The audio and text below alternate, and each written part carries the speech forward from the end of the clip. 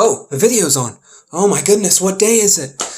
It's Wednesday, which means today I'm working on your second video. That's right, this is episode 2 of the great series, It's All Greek to Me. My name is Mr. Naughton. I'm back at you here today. Today I won't be moving the camera around, so you won't have to flip your screen like last time. Today we're just going to be stationary here. I've got my script.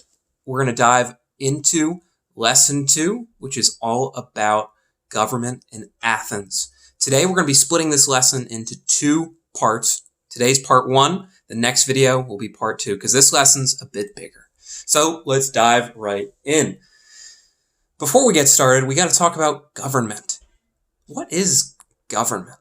Oh, and this is a good reminder. If you have a paper copy of your notes like I do, or if you're looking at PowerPoints that I posted to Google Classroom, check out those PowerPoints, but make sure you're following along in your notes as I go through. That way you can remember what we talked about already in class. That way we're staying up to date on all things ancient Greece.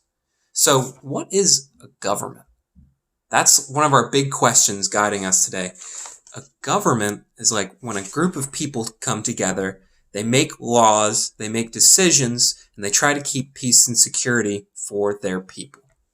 So we're going back to ancient Greece once again, and we go to Athens. Athens was a city-state in eastern Greece, and again, a city-state is where a group of people come together to live, and they share similar ideas. In Athens, there's going to be a really special government that has a small effect on some other government you might have heard of, the United States of America. But before we can get there, we got to talk about what changes in Athens. What happens to get to that point? So in Athens, they start off as an oligarchy.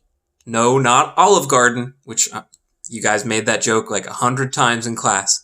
What is an oligarchy? An oligarchy is when a small group of a few rich landowners control the whole city-state. So in an oligarchy, these few rich landowners are the ones who are in charge. The people have no say in their government. What are these landowners sometimes called? They're called aristocrats. Aristocrats are those rich, wealthy landowners that are in charge of Athens society. And no, it's not the Aristocats movie from the 1960s, although I do love that one too. So, aristocrats are ruling in an oligarchy.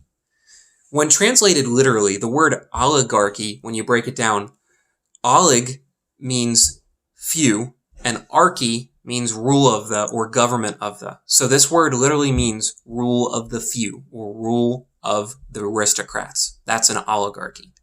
So Athens, for the longest time, has an oligarchy. Oh, that reminds me. When Athens was first getting started, what was the city-state named after? Or rather, who was Athens named after? It's named after Athena, the goddess of wisdom. In class, we talked about the classic mythology of Athena versus Poseidon, the two gods locked in a battle to show who would the city be named after, and Athena won that battle, so that's why they named Athens. Very good. So we have Athens, the city-state. It's growing bigger and bigger. They're making more and more money off of trade because they have a lot of boats, so they go sailing a lot. But the government starts to change. So we have an oligarchy, but the government starts making some changes. There's this guy named Pisistratus who takes over the oligarchy, and he becomes what's called a tyrant. What is a tyrant? A tyrant is a leader who holds political power through the use of force. So he was actually a good tyrant, but he used his power through use of force through his army, through his soldiers, to keep the peace and prosperity in Athens. So he was the tyrant. So we had an oligarchy, rule of a few. Then we had a tyrant, rule of the one. But when Pisistratus died, his son took back over. The aristocrats took power from his son, so it went back to the oligarchy. So we had oligarchy, we had a tyrant, we're back in the oligarchy, and then something amazing happens. Around 500 BCE, there's this guy named Clisthenes. I know it sounds like Kiss the knees. Clisthenes gained power in Athens. So he was an aristocrat, he was a wealthy guy, but he gained power, and he decided that aristocrats shouldn't be the one running government. That actually, the people who should run the government should be the people themselves. What? This is the first time in world history that people are going to run their own government. What's the magic word for rule of the people? Give you a hint. We have it here too. Democracy. Very good. So democracy means rule of the people. In other words, it's when the people rule themselves. And in the United States, we have a form of democracy. It's a little bit different than the one that starts in Athens, but they're closely related. So democracy is the government that starts in Athens.